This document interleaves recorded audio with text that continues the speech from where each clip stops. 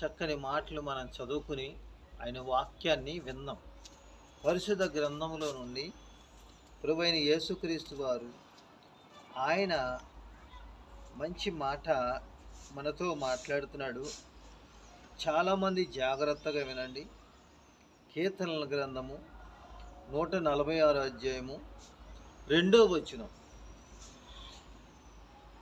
నా జీవిత కాలమంతయు నేను యెహోవాను స్తుతించెదను, నేను బ్రతుకు కాలమంతయు నా దేవుని కీర్తించెదను. నా జీవిత కాలమంతయు నేను యెహోవాను స్తుతించెదను.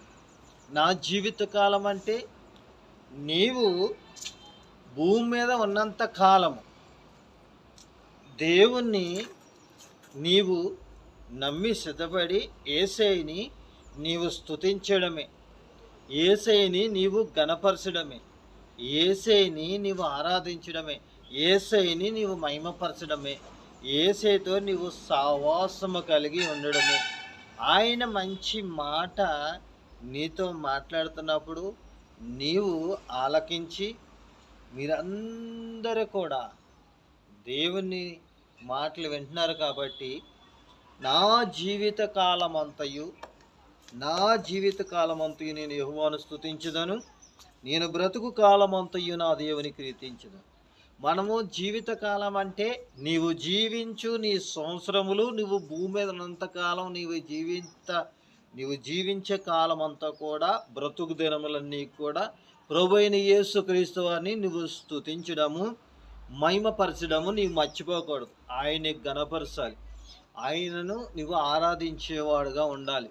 ఆయనతోటే నీవు సహవాసము కలిగి ఆయనతోటే నీవు జీవించేవాడుగా ఉంటే యేసయ్య మనందరినీ కూడా ఆయన దీవిస్తాడు, కాపాడతాడు. ఆయన మనము ఈ లోకములో మనము బ్రతుకుతామా? ఎంతకాలం బ్రతుకుతాం? కానీ బ్రతుకు దినములన్నీ కూడా యేసయ్య ఏమంటున్నాడో నువ్వు యేసయ్యని మర్చిపోకూడదు. ఆయనే స్తుతించేవారుగాని నువ్వు ఉండాలి. నువ్వు బ్రతుకు దినములన్నీ కూడా యేసయ్య నామమునే బట్టే, యేసయ్యనే బట్టే నువ్వు జీవించాలి. యేసులోనే నువ్వు స్తుతించాలి, యేసయ్యలోనే నువ్వు గణపరచాలి. యేసయ్యలోనే నువ్వు ఏది చేసినా, ఏది ప్రారంభించినా, ఏ పనైనా సరే నువ్వు యేసు నామములోనే ప్రారంభించాలి. నీవు బ్రతుకు దినములన్నీ కూడా ఆయన నిన్ను కాపాడుతున్నాడంటే, నీవు బ్రతుకు దినములన్నీ కూడా యేసయ్య కాపాడుతున్నాడంటే నీవు ఎంతగానో ఆయన గణపరచాలి. నీవు ప్రతి దినము కూడా ప్రార్థన అనేది మానవద్దు. ప్రతి దినము కూడా పాటలు పాడటం మానదు. ప్రతి దినము కూడా వాక్యము చదవడం మానద్దు. బైబిల్ గ్రంథం ప్రతి దినము కూడా ఆయన మాటలు చెప్పడం మానకూడదు. ప్రతి దినము కూడా ఆయన పరిచర్యలో నమ్మకంగా ఉండాలి. ప్రతి దినము కూడా ఆయనతో నీవు సహవాసము కలిగి నమ్మకముగా ఆయనతో సహవాసము కలిగి ఉండాలి. ప్రభువైన యేసుక్రీస్తు వారు నీతో నాతో ఉన్నప్పుడు మనందరితో ఉంటాడు. ఆయన ఎందుకు ఉంటాడు? మనందరి ప్రక్కన ఉంటాడు కదా. నా జీవిత కాలం అంతయు నేను అంతకాలము కూడా నేను స్తుతిస్తాను అనాలి. నేను బ్రతికినంతకాలం యేసయ్యా నిన్ను విడిచిపెట్టను.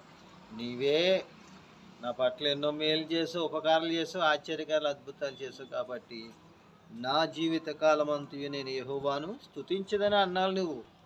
నేను బ్రతుకు కాలం అంతయు నా దేవుని కీర్తించదని నువ్వు మాట్లాడాలి. అలాగే మన జీవితంలో కూడా దేవుడు చేసే మేలు ఎప్పుడు కూడా మర్చిపోకూడదని ఈ పరిశుద్ధ మాటలు దేవుడు మనందరి వెనుకల్లో బహుగా దీవించి ఆశ్రయించి ఫలింపజేసి కాపాడునుగాక. ఆమేన్.